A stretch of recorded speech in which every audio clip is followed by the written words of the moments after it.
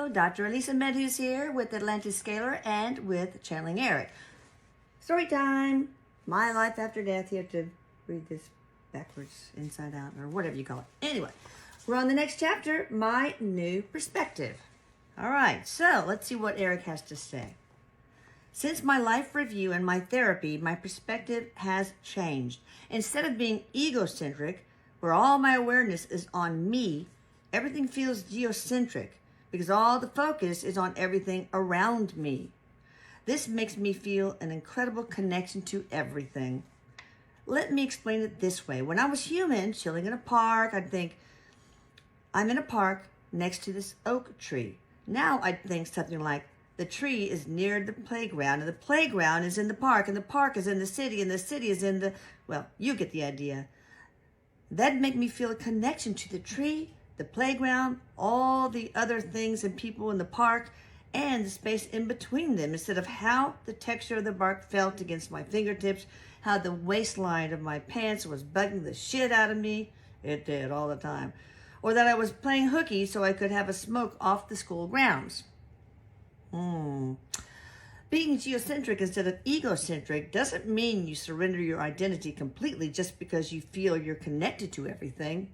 You can acknowledge your identity, but you can also acknowledge that the space around you has equal value to you. Imagine walking down the street and there are people holding umbrellas, traffic lights changing from green to red, cars passing by, and buildings all around. And now imagine arrows pointing from you to every life force, every animal, tree, whatever's alive. They have the same value as the I. Instead of I am moving forward, it's more like I am moving in unison with all of this.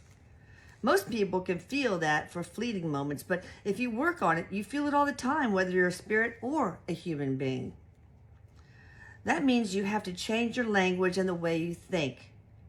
Humans usually have egocentric language. They think, I'm sitting behind a desk, which explains that the most important thing is you and your location related to the desks. If you broaden that view, it'd be more like your presence in the environment as part of a whole. You could see yourself in the south side of the room instead of your specific location in association with the desk in your room. You'll be aware of the space of the room rather than the item in the room.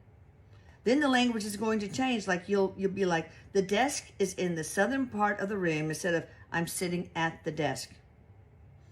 The shift in my consciousness also switched from my head to my heart. And we'll explain that more the next time. All right. Love you guys. Bye.